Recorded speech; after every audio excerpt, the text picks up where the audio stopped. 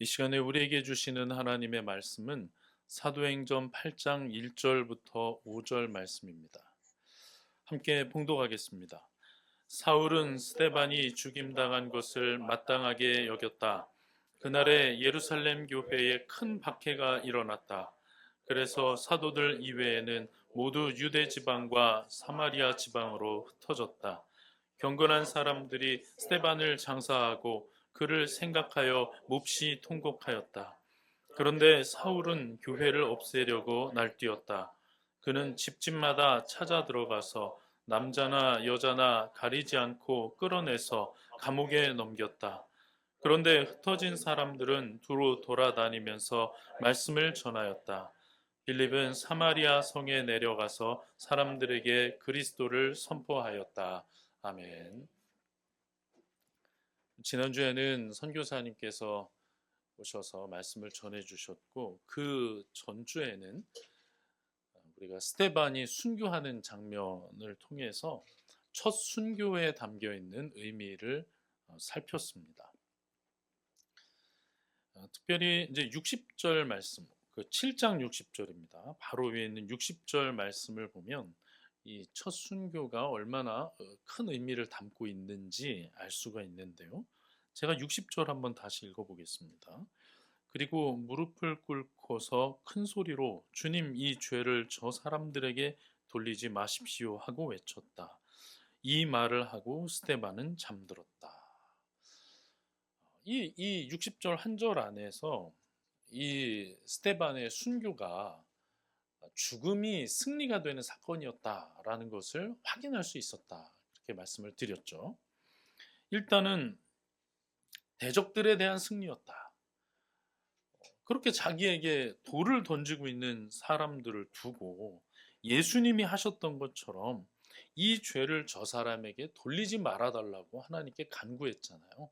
이것을 보면 이것이 저들에게 돌맞아 죽은 패배가 아니라 죽음으로 이룬 승리라는 것, 대적에 대해서 승리한 사건이라는 것을 알 수가 있고, 또 돌에 맞아서 처참하게 죽어 있는 그 시신을 가리켜서 오늘 본 그 성경은 잠들었다라고 표현을 하고 있잖아요. 그러니 이것이 그냥 죽어버린 사건이 아니라 예수님이 죽음으로 죽음을 죽이신 것처럼 이 스데반이 죽음에 대하여도 승리한 사건이었다라는 것을 보여주는 거죠. 그러니까 전하지 말라고 했잖아 하면서 이제 막 가가지고 막 끌어내서 돌로 사람을 쳐 죽이는 정말 끔찍한 사건이었는데 그 사건이 사실은 큰 승리였다. 이게 지난번에 우리가 보았던 말씀의 핵심적인 내용 아닙니까?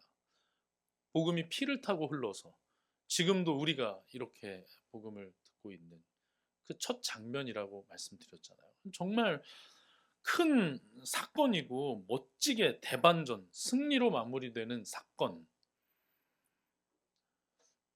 사건으로 끝났으면 좋은데 사실 그렇게 끝난 게 아니라 이제 오늘 본문을 보니까 이 일을 계기로 해서 이제 큰 박해가 예루살렘에 이루어지게 됩니다.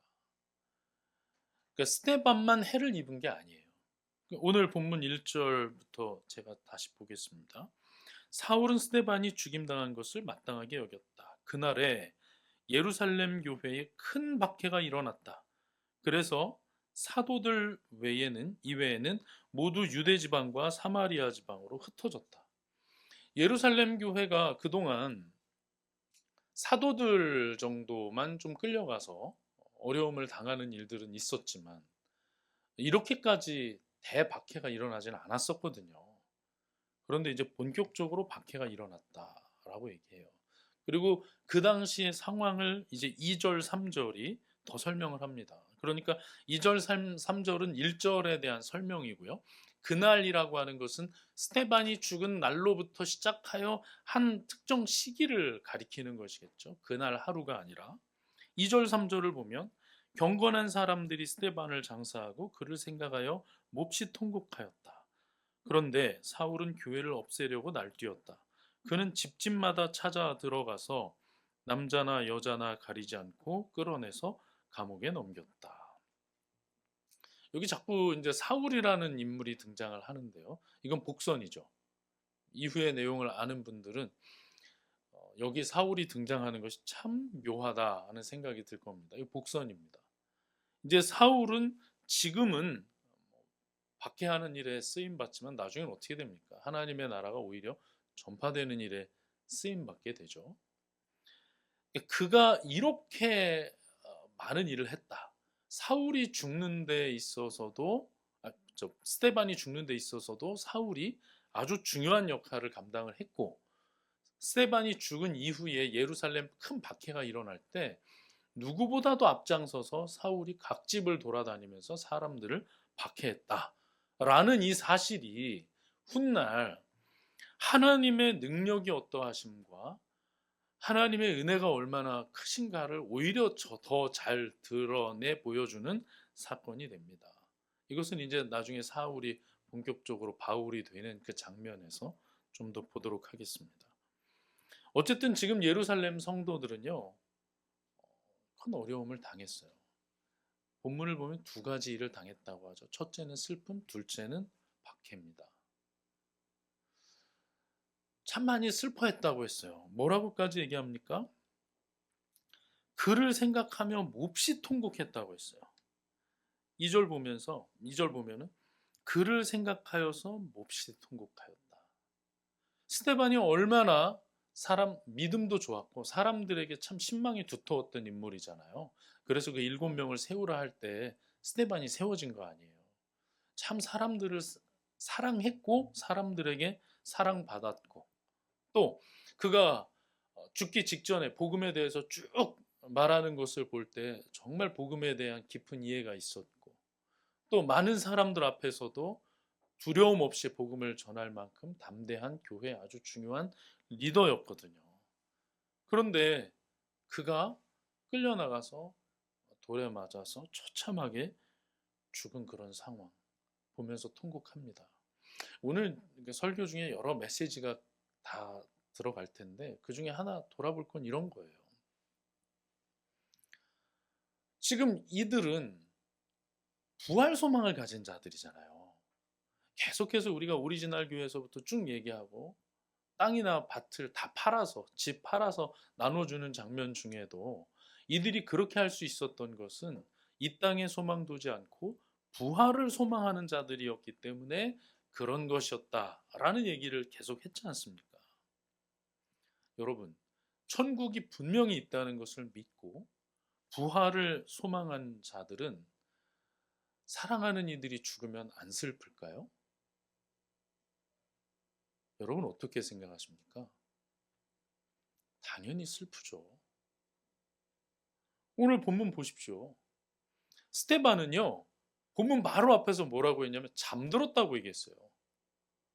스데반은 죽음으로 승리한 순교의 중심에 있었고, 그는 예수님처럼 그냥 죽은 것이 아니라 부활 소망 안에 있는 자이고, 또 많은 이들의 그런 모범이 되는 그런 자였어요. 그런데 부활 소망을 가진 자들이 스데반처럼 부활에 대한 분명한 소망을 외치고 죽은 자를 보면서도 마음 아파합니다. 여러분, 성령 충만하면 아무렇지도 않은 게 아니에요. 천국과 부활을 믿으면 이 땅의 어려움이 아무것도 아닌 것처럼 여겨지는 건 아니에요. 우리가 가끔 우리 자신을 돌아보면서 내가 믿는다고 하는 사람인데 왜 이 정도밖에 안 되나? 내가 믿는다고 하는데, 분명히 천국을 믿는다고 하는데, 분명히 부활을 소망하고 이 땅에 소망 두지 않는다고 말하는데 왜 이렇게 매인 것 같고, 또 사랑하는 자가 분명히 주님을 믿고 죽었는데 왜 이렇게 슬픈가? 여러분, 그거 자체가 우리의 믿음 없음을 드러내는 것은 아닙니다.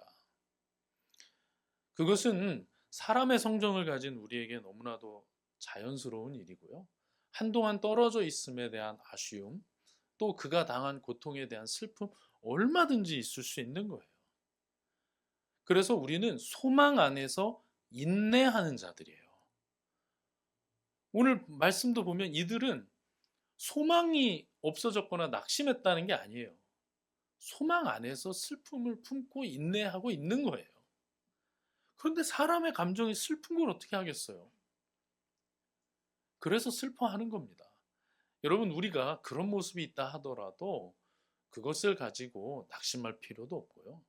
누군가가 그런 모습을 보인다고 해서 너는 부활을 못 믿냐 이런 식으로 쉽게 재단하고 정죄할 일도 아니라는 것을 기억해야 합니다. 천국을 소망한다 하면서 부활을 분명히 믿고 죽은 자 앞에서 눈물 흘리는 자들이 책망을 받아야 한다면 지금 이분들은 어떻게 되겠어요? 신약교회가 그럼 어떻게 되겠습니까? 여러분, 그렇지 않습니다. 소망 안에서 인내하는 것입니다. 자, 첫 번째 장면은 이들이 큰 슬픔에 빠졌다는 사실이에요. 두 번째는 박해를 당하고 있다는 거죠. 그냥 박해가 아니고요. 사울이 한 일을 보면 집집마다 찾아 들어가서 남자나 여자 가리지 않고 끌어내서 감옥에 넘겼다고 했어요. 여러분, 집집마다 막 다 들이쳐가지고 막 사람을 막 다 끌어내가지고 감옥에 다 집어넣어버린 이런 사건. 너무나 끔찍하지 않습니까?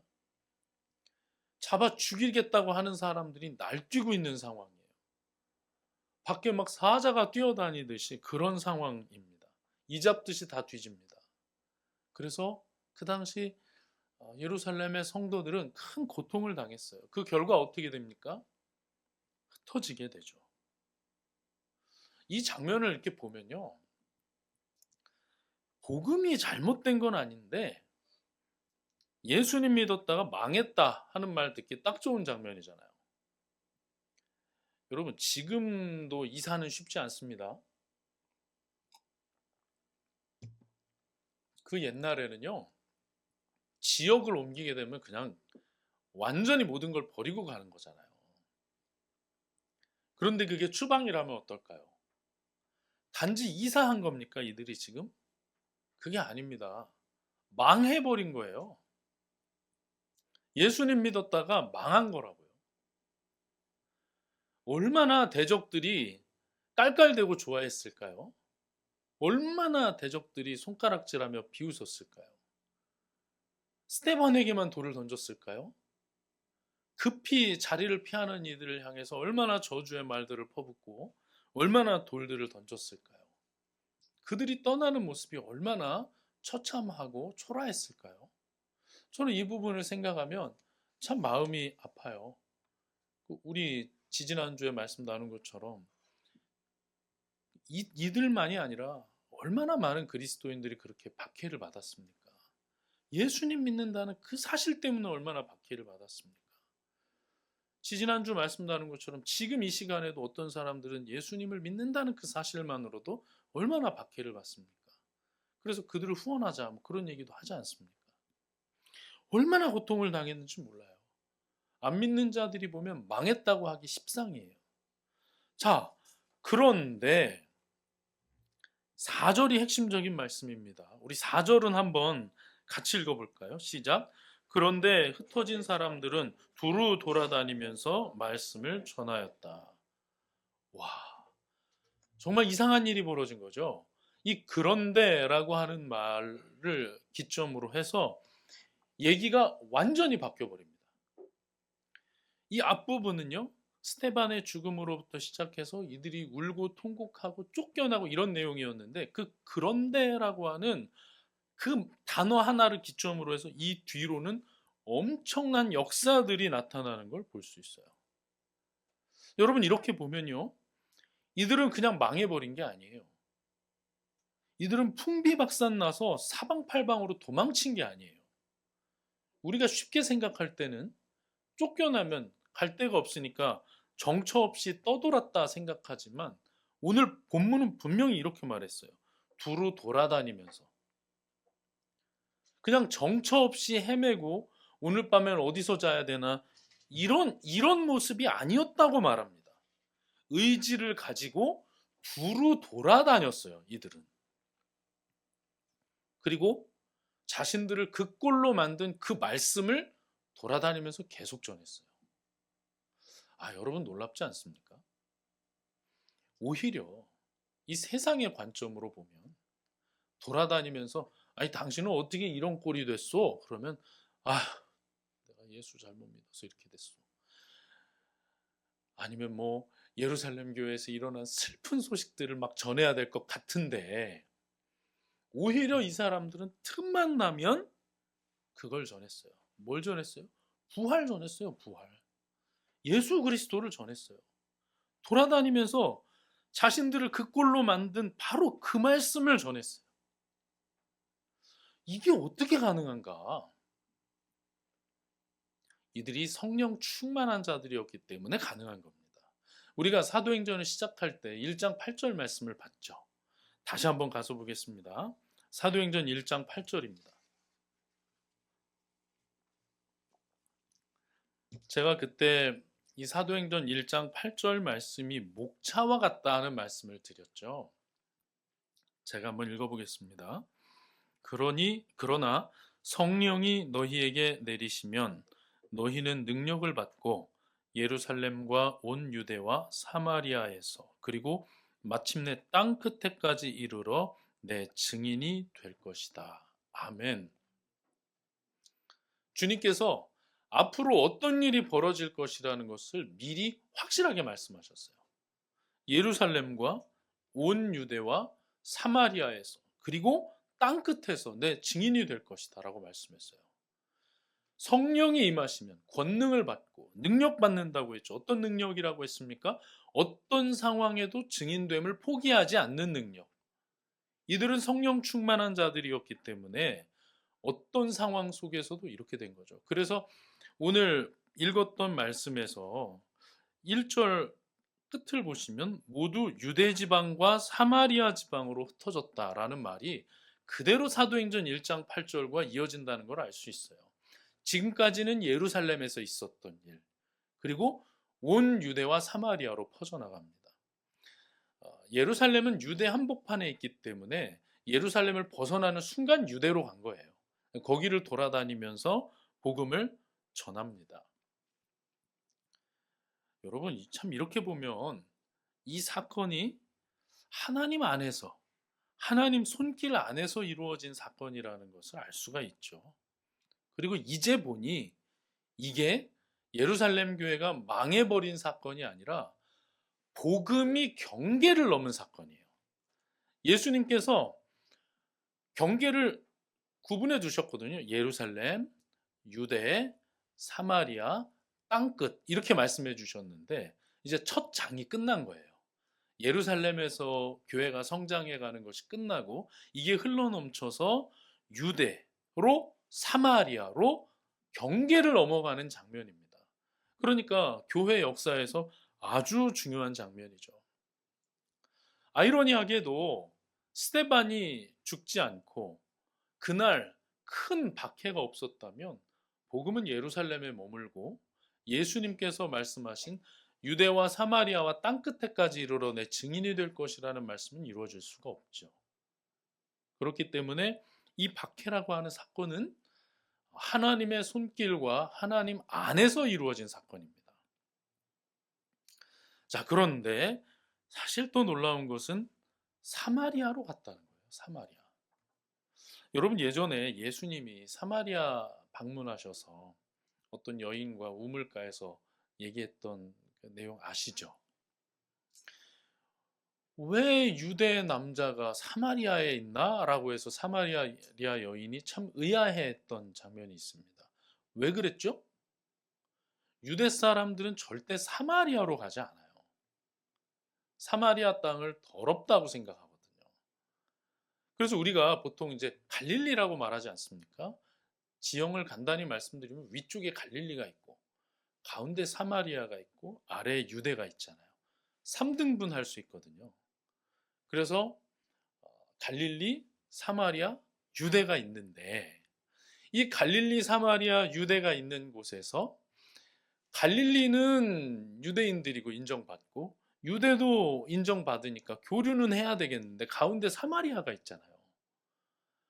걸어 다니는 그 힘든 시절에도 최단거리로 다니지 않았어요. 갈릴리에서 유대로 가려면 이렇게 돌아서 갔어요. 너무 웃기잖아요. 그만큼 사마리아 사람들을 싫어했습니다. 혈통도 유대인들과 이스라엘 민족과 다른 피가 섞였고 나중에 싸우기도 많이 싸웠고, 그래서 사마리아 사람들을 아주 더럽게 여기고 싫어했어요. 개 취급했어요. 개. 그런데 그 사마리아로 복음을 들고 간 사람이 있다는 거예요. 오늘 본문은 그게 누구라고 말합니까? 빌립. 집사를 처음에 세울 때 스데반에 이어서 두 번째로 언급된 인물이 바로 빌립입니다. 그 빌립이 사마리아로 복음을 가지고 갔다고 5절에 말씀하고 있어요. 빌립은 사마리아 성에 내려와서 사람들에게 그리스도를 선포하였다. 사마리아로 갔다? 어떻게 거기로 갈 수 있을까? 들어가기도 싫어하는 곳을. 자, 빌립을 지금 누가 이끌고 있습니까? 성령께서 이끌고 계세요. 예수의 영이 그를 끌고 있어요. 그는 부활을 소망하는 자이고 그는 예수님을 믿는 자입니다. 영생을 소망하는 자입니다. 그가 사마리아로 들어가서 복음을 전했다고 해요. 자, 유대 사람만 사마리아 사람을 싫어하는 게 아닙니다. 사마리아 사람도 유대 사람을 싫어합니다. 서로 싫어하는 거예요. 잘못하면 들어가서 맞아 죽기 십상이에요. 아니, 유대 사람이 예루살렘에서도 받아주지 않아서 쫓아내버린 그 사상을 가지고 사마리아로 들어가서 얘기를 하면 거기서 어떻게 되겠어요? 그런데 거기서는 놀라운 일들이 벌어져요. 우리 8절과 12절 잠깐 보겠습니다. 그래서 그 성 안에는 큰 기쁨이 넘쳤다. 복음을 전하면서 많은 귀신들을 쫓아내고 아픈 사람들을 고쳤어요. 그랬더니 그 성에는 큰 기쁨이 넘쳤다고 했어요. 그리고 12절 보시면 그런데 빌립이 하나님 나라와 예수 그리스도의 이름에 관한 기쁜 소식을 전하니 남자나 여자나 다 그 말을 믿고서 세례를 받았다. 그리고 나중에 예루살렘의 소식이 전해져서 베드로와 요한이 와서 또 세례도 베풀고 그들을 가르치는 역사가 나타납니다. 사마리아가 복음화되는 거예요. 상상도 할 수 없는 일. 사마리아가 복음화되는 역사가 나타납니다. 그리고 거기에 큰 기쁨이 넘쳤고 치유와 회복의 역사가 나타납니다. 여러분, 이렇게 보면요, 다시 말씀드리지만 이날의 큰 박해는 꼭 필요한 사건이었던 거예요. 없으면 안 되는 사건. 그날의 그 사건은 너무나 아픈 사건이어서 스데반을 생각하면서 모두가 애통하게 울었고, 그날의 그 사건은 너무 비참한 사건이어서 성도들이 공격받으면서 쫓겨나는 그런 안타까운 사건이지만 하나님 나라 역사에서 보면 꼭 필요한 사건이었다는 거예요. 그리고 그게 정말 하나님 나라 역사에서 매우 중요한 사건임을 보여주는 증거 중에 하나도 사울이에요. 사울이란 이름이 거기서 자꾸 등장한다는 것. 누구보다도 복음을 넓게 멀리 전했던 바울 얘기가 거기서 나오고 있다는 것이, 이게 지금 하나님이 하시는 일이고 반드시 필요한 대단히 중요한 과정이다라는 것을 보여주는 겁니다. 여러분, 이런 말이 있죠. 별이 빛나는 이유는 뭡니까? 별이 빛나는 이유가 뭐죠? 주변이 어둡기 때문입니다. 주변이 어둡기 때문에 별이 빛나는 거예요. 하나의 멋진 그림을 그리더라도 반드시 어두운 물감을 사용하게 됩니다. 주인공이 그림에서 드러나 보이는 것은 배경이 있기 때문입니다. 지금 이 장면만 놓고 보면 너무나 어두운 일이고 슬픈 일이지만 하나님 나라 전체 역사에서 보면, 하나님의 영광 측면에서 보면 이 사건은 반드시 있어야 되는 사건인 거예요. 그리고 이 사건만이 아니라 우리 삶 속에도 그런 일들이 많이 있을 수가 있습니다. 우리 삶 속에도 때로는 어두워 보이지만 하나님의 어떠하심이 드러나는 데 있어서 아주 중요하게 쓰임받는 그런 사건들이 있어요. 저는 지난 주 중에 참 슬픈 일이 있었어요.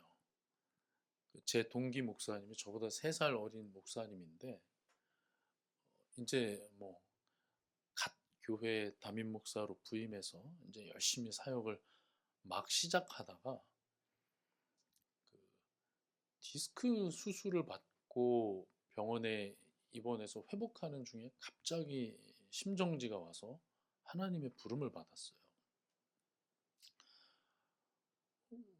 그냥 사모님하고 딸 둘만 덩그러니 남겨지고 교회도 너무나 큰 충격을 받고 주변의 많은 사람들도 너무나 슬퍼했죠.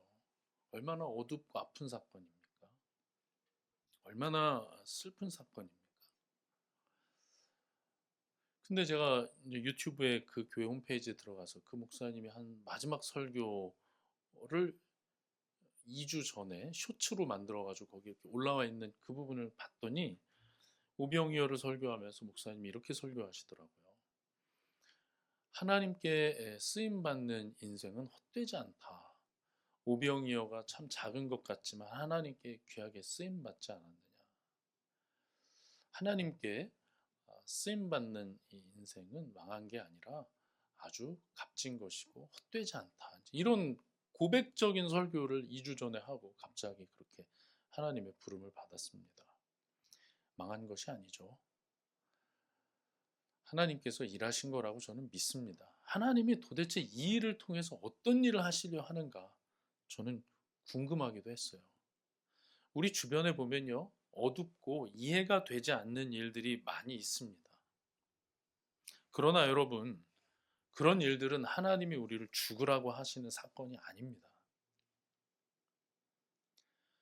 오늘 본문을 보면 흩어진 사람들, 이 사람들은 망해서 유리하는 사람들이 아니었습니다. 하나님의 섭리 안에서, 하나님의 손길 안에서 두루 다니면서 하나님의 어떠하심을 드러내는 자들이었고, 그 사건은 그런 사건이었어요. 지난주에 선교사님이 오셔서 삶의 불청객에 관해서 말씀을 해주셨어요. 저는 그 말씀을 듣고 참 마음도 아팠지만 참 은혜를 많이 받았어요. 삶의 불청객이 찾아온다. 단지 불쾌한 정도가 아니라 인생의 뿌리 자체가 나의 정체성이 흔들릴 정도의 불청객이 찾아온다. 그러할 때 그 과정을 잘 견디게 되면 인격이 남게 되고 영성이 남게 된다라는 고백적인 말씀을 해주셨잖아요. 하나님께서 또 선교사님을 더 크게 귀하게 쓰시려고 인격을 다듬으시고 하나님과 더 깊은 그 관계로 갈 수 있도록 그 영성을 더 다듬어 주신 것이 아니겠습니까? 우리가 이런 모든 상황 속에서도 하나님을 신뢰하고 하나님은 늘 옳다라고 말할 수 있는 이유가 뭡니까? 오늘 이런 장면들을 통해서 하나님이 이미 어려운 상황 속에서도 하나님의 백성들을 버려두신 것이 아니라 동행하고 계셨다는 것. 그의 삶에 어려운 장면만 있는 것이 아니라 그것을 통해서 전진하셨고 그것을 통해서 하나님의 영광을 더 드러내셨다는 것. 그런 것을 통해서 우리는 하나님을 더 신뢰할 수 있는 것 아니겠습니까? 개인적으로나 공동체적으로 어떤 어려움이 있을 수 있습니다. 저는 그런데 그런 모든 시간이 우리가 주님을 만나는 시간이 되기를 바라고 나의 모난 인격이 다듬어지는 시간이 되기를 바라고 내가 영적으로 더 분명하게 성장하는 그런 계기가 되기를 정말 바랍니다.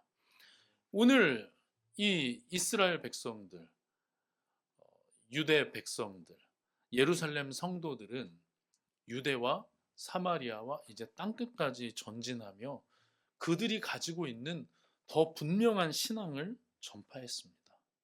그들이 가지고 있는 복음을 드러냈습니다. 피 묻은 복음을 자신들의 피를 묻혀서 전달했습니다.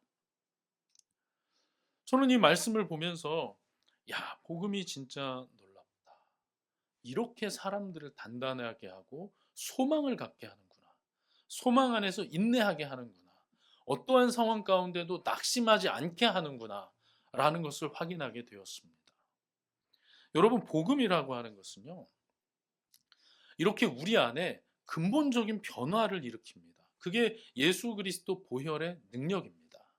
그냥 우리가 1절부터 5절 쭉 읽고 넘어갔지만 얼마나 아픈 사건이고 얼마나 큰 사건입니까? 그 안에 예수 그리스도의 보혈의 능력이 나타납니다. 나는 약해도 주님은 강하시고 나는 악해도 주님은 선하신 사건이 예수 그리스도의 보혈과 주님의 손길 안에서 일어나는 줄로 믿습니다. 그리고 그 복음은 놀랍게도 내 안에만 갇혀 있는 것이 아닙니다. 이것이 터져 나옵니다. 예루살렘 교회에서 터져 나와서 유대와 사마리아에 가서 복음이 들려지는 것이고, 내 마음에만 갇혀지는 것이 아니라 이것이 내 입술로 터져 나와서 이곳저곳에서 그리스도와 부활을 전파하는 것입니다. 그래서 여러분, 복음은요, 언제나 경계를 넘는 특성이 있어요. 경계를 넘어서요. 지역적으로도 경계를 넘어서 여기까지 왔고요. 내 마음에만 머물지 않고 이것이 터져 나와서 다른 사람에게 전해지고요. 그것만이 아닙니다. 내가 예수님은 안 된다고 꽉꽉 닫아놓은 그 방으로도 오히려 내 안으로 더 깊게 관절과 골수를 찔러 쪼개는 데까지도 하나님의 말씀은 들어갑니다. 그래서 나의 마음의 모든 무장이 다 해제되는, 어느 곳에든 관계없이 복음은 퍼져나가는 특성이 있어요. 그리고 그 복음은 비천하고 약한 부분으로까지도 퍼져나갑니다. 사마리아로 가죠. 그리고 퍼져나갈 때 어떤 일이 벌어집니까? 내 안에서 그랬던 것처럼 그곳에도 기쁨을 전파합니다. 사마리아에 기쁨이 있었고요. 복음이 전해지는 곳마다 기쁨이 있었어요. 사실 오리지널 교회의 아주 중요한 특징으로 말한 게 뭐예요? 성도들의 신앙생활에 기쁨이 넘쳤다고 했잖아요. 그들이 날마다 모여서 같이 예배하고 먹고 하는 일들을 했던 것은 그들이 기뻐하고 있다는 증거라고 하지 않았습니까? 주 안에서 사랑하는 형제 자매 여러분, 먼저 우리가 복음이 주는 기쁨을 회복할 수 있길 바랍니다. 또 복음을 풀어놓아서 나의 모든 인간관계와 나의 모든 심령 깊은 곳에까지 복음이 들어가서 열매 맺게 우리가 가두어 두지 말고 풀어둘 수 있기를 간절히 바랍니다. 그럴 때 나의 삶만이 아니라 많은 이들의 삶에서도 기쁨이 드러날 줄로 믿습니다. 그뿐만이 아니라 어려움 당한 이들에게도 소망을 주게 되고, 나에게 일어난 이 사건에 대해서도 의미를 다시 발견하게 되고, 오히려 그 시간을 통해서 주님을 만나게 되고 주님을 더 신뢰하는 성장의 자리로까지 나가게 되는 것입니다. 우리 모두가 그런 자리로 나갈 수 있기를 간절히 바랍니다. 개인적으로 어려움이 있죠. 가정적으로도 있고 건강도 그렇고 재정적으로도 그렇고 공동체적으로도 어찌 항상 좋기만 하겠습니까? 우리 교회만이 아니라 한국 교회로 확장하면 어떻습니까? 그래프가 막 지금 꼬꾸라지고 있다고 많이들 걱정하지 않습니까? 뉴스는 언제나 공격적이지 않습니까? 이상한 얘기들이 너무나도 많지 않습니까? 그러나 이런 어둠의 시간이 오히려 별을 밝게 빛나게 하고 하나님의 은혜와 긍휼이 더 분명히 드러나게 하고 하나님의 능력이 더 선명히 드러나게 하고 오히려 복음의 필요성과 말씀의 중요성이 더 선명히 드러나게 하는 일에 쓰임받을 줄로 믿습니다. 우리 모두가 어려운 상황 속에서도 불청객을 만난 것 같은 상황 속에서도 흩어지는 어려움을 당하는 것 같은 상황 속에서도 하나님을 더 붙들고 주님을 만나고 약할 때 오히려 더 강함 되시고 악할 때 선함이 되시는 그 주님을 더 만나는 시간 되기를 간절히 축원합니다. 주의 손에 나의 손을 포개고